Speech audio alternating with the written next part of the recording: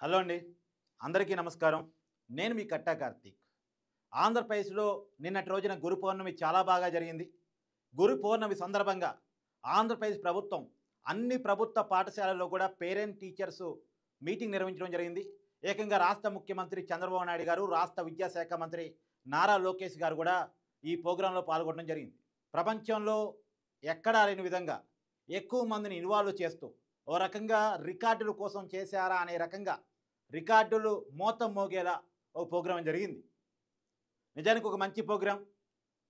గురు పౌర్ణమి రోజున ఒకనాటి రోజుల్లో గురు పౌర్ణమి అంటే ఏంటంటే ఆది గురువుగా మనం భావించే వ్యాసుని జయంతి. ఆషాఢ మాసంలో వచ్చే పౌర్ణమి. ఈ తరానికి పెద్దగా ఈ విషయం తెలియకపోవచ్చు. నిజంగా గతంలో గురు పౌర్ణమి రోజు గురువుని గౌరవించుకోవటం, సత్కరించుకోవటం, వాళ్ళకి ఏదన్నా తృణమో ఫలమో మన జీవితంలో బాగుంటే ఇవ్వటం ఇలాంటివి జరుగుతుండేయంట. ఇప్పుడు ఆ కల్చర్ కొంత తగ్గింది. మళ్ళీ ఆంధ్రప్రదేశ్ ప్రభుత్వం ప్రభుత్వ పాఠశాలల్లో, ఎందుకంటే ప్రైవేట్ పాఠశాలల్లో పేరెంట్స్ టీచర్స్ మీటింగ్ జరుగుతూ ఉంటాయి, కానీ ప్రభుత్వ పాఠశాలలో జరగవు. దానికి కారణం ఏంది? ఎవరు ఇనిషియేటివ్ తీసుకోరు. మాకు జీతం ఇచ్చేది గవర్నమెంట్ కదా, పేరెంట్స్ కాదు కదా అని టీచర్స్ అనుకుంటారు. మేము పేరెంట్స్కి జవాబుదారీ కాదు అని. మనం డబ్బులు కట్టట్లేదు కదా, టీచర్స్ని ఏమీ అడగలేము అని చెప్పేసి పేరెంట్స్ భావిస్తూ ఉంటారు. ఇలా రకరకాల కారణాలు. నిజం గవర్నమెంట్ పాఠశాలలో చదివేది కూడా పేదల పిల్లలు కాబట్టి వాళ్ళకి అంత అవగాహన లోపం కారణంగానో ఏమో మొత్తానికైతే గవర్నమెంట్ పాఠశాలలో పేరెంట్ టీచర్స్ మీటింగ్స్ జరగవు. ప్రైవేట్ పాఠశాలలో మాత్రం జరుగుతూ ఉంటాయి. డబ్బులు కడతారు కాబట్టి పేరెంట్స్, ఇగో మా వాడు తెలుగులో వీక్గా ఉన్నాడు, ఇంగ్లీష్లో వీక్లో ఉన్నాడు, మ్యాథ్స్లో వీక్లో ఉన్నాడు, మీరు ఏం చేస్తున్నారు, ఏం చదువు చెప్తున్నారు అని అడుగుతాడు. కానీ గవర్నమెంట్ పాఠశాలలో అలా అడగటాలు, అలా నిలదీయటాలు పెద్దగా ఉండవు, అడపా తప్పిస్తే. సో ఏదేమైనా ఒక మంచి కల్చర్ ఆంధ్రప్రదేశ్లో అలవాటు చేయాలనే కారణం చేత ప్రభుత్వం ఇనిషియేటివ్ తీసుకొని నిన్న పేరెంట్స్ టీచర్స్ మీటింగ్ నిర్వహించడం జరిగింది. దాన్ని ఇవాళ అన్ని పేపర్లు కూడా కవర్ చేశాయి. ఒక పెద్ద ప్రోగ్రాం కాబట్టి అందరూ కవర్ చేశారు. కాకపోతే మన ఆంధ్రప్రదేశ్ మీడియాకి రాజకీయ పార్టీల ప్రాధాన్యతలు ఉంటాయి కాబట్టి వాళ్ళ వాళ్ళ స్థాయిలో వాళ్ళ కళ్ళతో చూసిన న్యూస్ని కవర్ చేశారు. అలానే మన ఆంధ్రప్రదేశ్ ప్రజల సాక్షి పేపర్ కూడా వాళ్ళ రాజకీయ ఉద్దేశాలతోటి ఈ వార్త కవర్ చేసింది. సరే, వాళ్ళకి రాజకీయ ఉద్దేశాలు ఉంటే చంద్రబాబు నాయుడు గారు మాట్లాడింది, నారా లోకేష్ గారు మాట్లాడింది కవర్ చేయకుండా మిగతా ప్రోగ్రాంను కవర్ చేస్తే చాలా బాగుండేది. ఎందుకంటే ప్రోగ్రాం చాలా పెద్దది, ప్రోగ్రాం చాలా అవసరమైంది, అందరూ మెచ్చుకోదగింది రాజకీయాలకు అతీతంగా. ఎందుకంటే మీటింగ్ అయిన పేరెంట్స్లో వైసీపీ వాళ్ళు ఉంటారు, టీడీపీ వాళ్ళు ఉంటారు, ఏ పార్టీ కాని వాళ్ళు ఉంటారు. అన్ని రాజకీయ కోణాలు చూడకూడదు, కానీ రాజకీయ కోణాలను చూస్తూ ఇవాళ సాక్షి పేపర్ దాని బ్యానర్ ఐటమ్, మళ్ళీ లోపల ఎక్కడైనా రాసి ఉంటే వేరు, నేను పట్టించుకోను, కానీ ఒక బ్యానర్ ఐటమ్గా అమ్మ ఒడి దొంగలు అని చెప్పేసి ఒక బ్యానర్ ఐటమ్ పెట్టారు.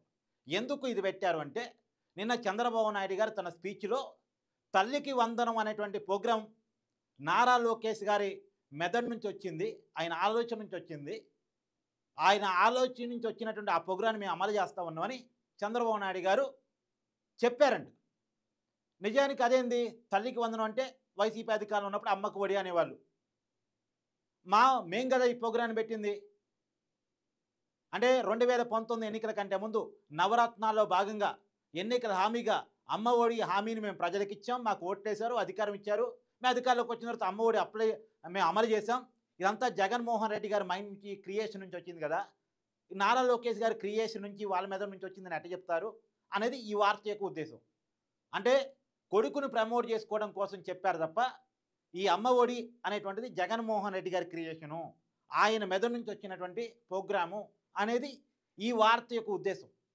అంటే అమ్మ ఒడి క్రెడిటు, తల్లికి వందనం క్రెడిటు లోకేష్ది కాదు, జగన్మోహన్ రెడ్డిది అని. కానీ అసలు ఉద్దేశం ఏంటి? సరే అసలు ఉద్దేశాన్ని నేను మీకు చాలా క్లియర్గా ఎక్స్ప్లెయిన్ చేసే ప్రయత్నం చేస్తా. అంతకంటే ముందు ఈ టైటిల్ అమ్మ ఒడి దొంగలు. ఎవరు అమ్మ ఒడి దొంగలు? నేను చాలా క్లియర్గా చెప్తా. ఇప్పుడు సాక్షి పేపర్ కదా ఇది, సాక్షి పేపర్ చైర్మన్ ఎవరో తెలుసా మీకు? కావాలంటే గూగుల్లో సెర్చ్ చేయండి. వైఎస్ భారతి గారు. వైఎస్ భారతి గారు అమ్మ ఒడి గురించి 2019 ఎన్నికల కంటే ముందు ఏం చెప్పారో మీకు వినిపిస్తాను. అమ్మ ఒడి పథకం పెట్టినాడు. పిల్లలను బడికి పంపితే తల్లికి 15,000 ఇస్తారు. ఒక బిడ్డను బడికి పంపితే 15,000, ఇద్దరు బిడ్డలను బడికి పంపితే 30,000 తల్లికి, ఇద్దరు బిడ్డలను బడికి పంపితే 30,000 తల్లికి సంవత్సరానికి. విన్నారు కదా?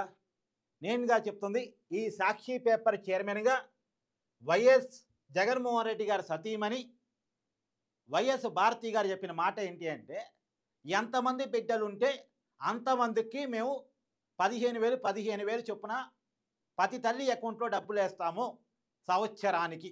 ఆ పదం కూడా చెప్పారు. అని ఎవరు చెప్పారు? భారతి గారు చెప్పారు. మరి భారతి గారు మీరు అధికారంలో ఉన్నప్పుడు ఎంతమంది పిల్లలున్నా ఒక్కరికే వేశారు కదా 15,000. సరే 15,000 అంటే దాంట్లో 13,000 13,500 వేశారు. మిగతాది స్కూల్ మెయింటెనెన్స్ కోసం కట్ చేశారు. ఇప్పుడు ప్రభుత్వం కూడా కట్ చేస్తుంది, అది వేరే విషయం. అప్పుడు మార్గదర్శకాలు ఇప్పుడు కూడా ఫాలో అవుతున్నారు. కానీ అప్పుడు ఏం జరిగింది? ఎంతమంది పిల్లలుంటే అంతమందికి వేస్తామని ఒక్కరికే వేశారు. ఎవరు ఇప్పుడు అమ్మఒడి దొంగలు? అమ్మఒడి దొంగలు ఎవరు ఇప్పుడు? ఇప్పుడు అమ్మఒడి దొంగలు నారా లోకేష్ గారా జగన్మోహన్ రెడ్డి గారా? అప్పుడు నారా లోకేష్ గారు అన్నారట, వాళ్ళు అమలు చేయలేకపోయారు, ఎంతమంది పిల్లలుంటే అంతమందికి ఇవ్వలేకపోయారు, మనం ఇద్దామని చంద్రబాబు నాయుడు గారితో సూచన చేశారంట.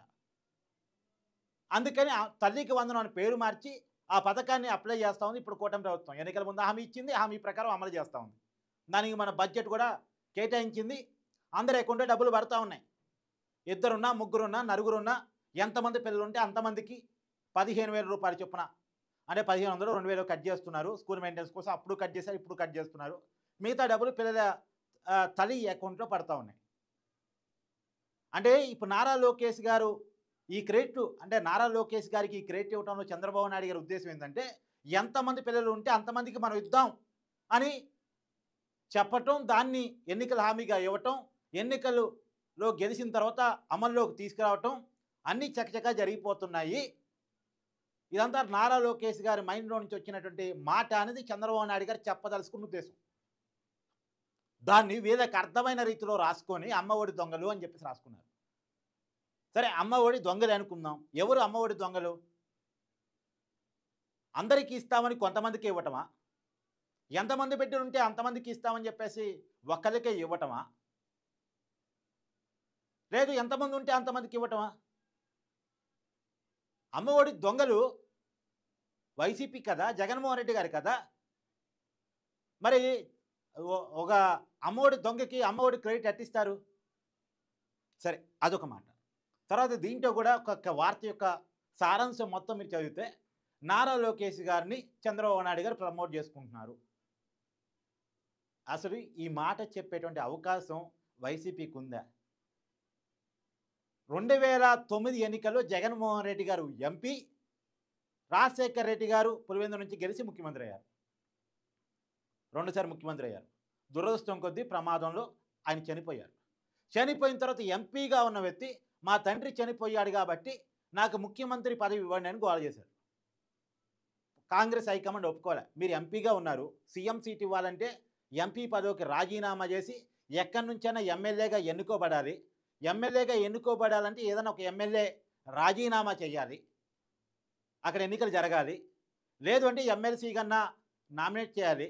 ఇదంతా ఎందుకు? మళ్ళా మీరు రాజీనామా చేసిన ఎంపీకి ఇంకెవరినో పెట్టి మళ్ళీ అక్కడ ఎలక్షన్ జరపాలి. మీకు వయసు ఉంది, ఇవాళ కాకపోతే రేపైనా మీకు సీఎం అయ్యే యోగ్యత ఉంది, మీరు ఓపిక పట్టండి. ఇప్పటికైతే చాలామంది సీనియర్ పార్టీలో ఉన్నారు, వాళ్ళకి కొంత తాత్కాలికంగా ఇద్దాం, మీరు ఓపిక పట్టండి అని కాంగ్రెస్ హైకమాండ్ చెప్తే, లేదు లేదు నాకు సీఎం సీట్ ఇవ్వరా, మా నాన్నగారి సీట్ నాకే కావాలి అని మంకుపట్టబట్టి అది ఇవ్వకపోవటం వల్ల కాంగ్రెస్ పార్టీతో విభేదించి వైఎస్ఆర్ కాంగ్రెస్ పార్టీ తండ్రి పేరు కలిసి వచ్చేలా పెట్టుకొని తండ్రి సీటు పులివెందులనే తన సీటుగా ఎంచుకొని, అంతకుముందు బై ఎలక్షన్లో ఉన్నటువంటి విజయమ్మను కూడా, తన తల్లిని కూడా ఎక్కడో వైజాగ్ ఎంపీగా పంపించి పులివెందుల సీటుని తన తీసుకొని, మళ్ళీ పార్టీ పేరు వేరేదైతే తనకు సానుభూతి రాదేమని చెప్పేసి ఎవరో శివకుమార్ అనేటువంటి ఒక వ్యక్తి పెట్టిన పార్టీని తన పార్టీగా మార్చుకొని, నిజానికి వైఎస్ఆర్ కాంగ్రెస్ పార్టీ అనేది జగన్మోహన్ రెడ్డి గారి పార్టీ కాదు. అసలు వైఎస్ఆర్ అంటే వైఎస్ రాజశేఖర రెడ్డి గారు కూడా కాదు దాని పేరు. యువజన శ్రామిక రైతు కాంగ్రెస్ పార్టీ ఎవరో శివకుమార్ పెట్టుకున్నాడు. కాదు, తన తండ్రి పేరుతో కలిసి వస్తుంది, సానుభూతి వర్కౌట్ అయింది, వైఎస్ రాజశేఖర రెడ్డి కాంగ్రెస్ పార్టీ అని జనాన్ని నమ్మించవచ్చు అని చెప్పేసి ఆ పార్టీని ఈయన తీసుకొని రాజశేఖర రెడ్డి గారి పులివెందుల్లో తను నించొని ఆ సీఎం సీటు కోసం తను ప్రయత్నం చేసి సానుభూతిని తనకు అనుకూలంగా మార్చుకున్న జగన్మోహన్ రెడ్డి గారు ఈ మాట చెప్పొచ్చా? తండ్రి సానుభూతి ఆధారంగా రాజకీయాల్లోకి వచ్చి సానుభూతితో ఎదిగి తండ్రి సానుభూతినే చూపించి ఎన్నికల్లో లబ్ధి పొంది పరిపాలకుడిగా ఫెయిల్ అయి మొన్న ఎన్నికల్లో ఓడిపోయినటువంటి జగన్మోహన్ రెడ్డి గారు తండ్రి మరణం తర్వాత వచ్చిన సింపతిని తన రాజకీయ పునాదిగా మార్చుకున్న జగన్మోహన్ రెడ్డి గారు ఇంకొక రాజకీయ పార్టీలో తండ్రి కొడుకుని ప్రమోట్ చేస్తే దాన్ని ఏదో ఒక కొడుకుని ప్రమోట్ చేసేలా ఒక మాట మాట్లాడితే ప్రమోట్ చేయాల్సిన కొత్తగా అవసరం లోకేష్ గారికి లేదు. ఎందుకంటే మంగళగిరిలో 90,000 మెజార్టీతో గెలిచాడు ఆయన. 90,000 పైగా మెజార్టీతో ఏనాడు టీడీపీ గెలవలేదట అక్కడ. 1980 తర్వాత ఆ దశకం తర్వాత ఏనాడు టీడీపీ గెలవలేదు. అందులోనూ 2019 ఎన్నికల్లో అదే సీట్లో ఓడిపోయారు. ఆ ఓడిపోయిన సీట్లో మీరు వద్దు అని చెప్పేసి పార్టీ వాళ్ళు చాలామంది సూచించిన ఎందుకు మనం ఇక్కడ గెలవని చెప్పేసి పట్టుదలగా అక్కడే నించొని 90,000 పైగా మెజార్టీతోటి సేఫ్ జోన్ సీట్లో జగన్మోహన్ రెడ్డి గారు పులివెందులో గెలిచిన దానికంటే కూడా మంగళగిరిలో నారా లోకేష్ గారికి వచ్చిన మెజార్టీ చాలా తక్కువ. మంగళగిరిలో సేఫ్ జోన్ సీట్ పులివెందుల్లో జగన్మోహన్ రెడ్డి గారికి వచ్చిన మెజార్టీ కంటే హార్డుగా అనిపించేటువంటి మంగళగిరి సీట్లో నారా లోకేష్ గారు సాధించిన మెజార్టీ చాలా ఎక్కువ. జగన్మోహన్ రెడ్డి గారికి తక్కువ మెజార్టీ వచ్చింది. మళ్ళీ ఆయన ఉంది సేఫ్ జోన్ సీట్లో. లోకేష్ గారు ఒక రకంగా ఫైట్ చేశారు. 90,000 పైగా మెజార్టీని సాధించారు. ఇవాళ నారా లోకేష్ గారికి కొత్తగా ప్రమోషన్ చంద్రబాబు నాయుడు గారు ఇవ్వాల్సిన అవసరం లే. కానీ ఏదేమైనా మనం ఒక మాట అవుతున్నాం అనేటప్పుడు 4,000 మన వైపు చూపిస్తాయి అన్న విషయం తెలియక రాస్తారా తెలిసి రాస్తారా వార్త నాకు అర్థం కావట్లేదు. జనం అన్నీ మర్చిపోయారు అనుకుంటున్నారా? మర్చిపోయినా జనాన్ని గుర్తు చేయడానికి కార్తీక్ అనేవాడు ఉన్నాడు అని గుర్తుండట్లేదా? ఏదేమైనా జర్నలిస్ట్ వాల్యూస్ని పక్కన పెట్టి కేవలం ఒక పొలిటికల్ యాంగిల్లో ఆలోచించి వార్తలు రాయటం మాత్రం తప్పు. ఇప్పుడు మీకు అంత ఇష్టం లేదు కూటమి ప్రభుత్వం పెట్టిన ప్రోగ్రాం కవర్ చేయటం అనుకుంటే ఆ చంద్రబాబు నాయుడు గారి స్పీచ్ని నారా లోకేష్ గారి స్పీచ్ని సత్యసాయి జిల్లాలో పుట్టపర్తిలో వాళ్ళు పాల్గొన్న ప్రోగ్రామ్ని మిస్ చేయండి, మిగతా వార్తను కవర్ చేయండి. మిగతా చోట జరిగిన పేరెంట్ టీచర్స్ మీటింగ్ కవర్ చేయండి. ఎందుకంటే ఆ పేరెంట్స్ మీటింగ్లో పాల్గొన్న పేరెంట్స్లో వైసీపీ నాయకులు కూడా ఉంటారు, వైసీపీ కార్యకర్తలు కూడా ఉంటారు. పేరెంట్స్ అంతా టీడీపీ వాళ్ళు అని చెప్పడానికి లేదు కదా, పేరెంట్స్ అంతా కూటమి వాళ్ళు అని చెప్పడానికి లేదు కదా. వైసీపీ వాళ్ళు ఉంటారు, న్యూట్రల్ వాళ్ళు ఉంటారు, కమ్యూనిస్టులు ఉంటారు, పేరెంట్స్లో రకరకాల పార్టీలు ఉంటారు కదా, ఏ పార్టీ కాని వాళ్ళు కూడా ఉంటారు కదా. అన్నిటినీ రాజకీయ కోణం చూస్తే అట్ట. నిన్న కడప జిల్లాలో స్మార్ట్ కిచెన్ ఓపెన్ చేశారు. దేశంలోనే ఒక మున్సిపల్ గవర్నమెంట్ స్కూల్లో స్మార్ట్ కిచెన్ ఓపెన్ చేయటం ఫస్ట్ టైం. ఈ దేశంలోనే లేదట. 2,500 మందికి ఎట్ టైం భోజనం వండుతారంట అక్కడ పిల్లల కోసం. పవన్ కళ్యాణ్ గారు సొంత డబ్బులు ఇచ్చి ఆయన సొంత డబ్బులతో ఈ స్మార్ట్ కిచెన్ ఓపెన్ చేయించారు జగన్మోహన్ రెడ్డి గారు సొంత జిల్లాలో. ఆ వార్త రాసిన చాలా బాగుండు. ఆ వార్త రాయరు, జరిగినటువంటి గురు పౌర్ణమి రాయరు, జరిగిన పేరెంట్స్ టీచర్స్ మీటింగ్ రాయరు. కానీ ఒక రాజకీయ వార్తని బ్యానర్ ఐటమ్గా రాసే ప్రయత్నం చేస్తారు వారు రాజకీయ కోణం నుంచి. కానీ ఇప్పుడు తెలిసింది కదా మీకు అమ్మఒడి దొంగలు ఎవరు? ఒకసారి కామెంట్ చేయండి.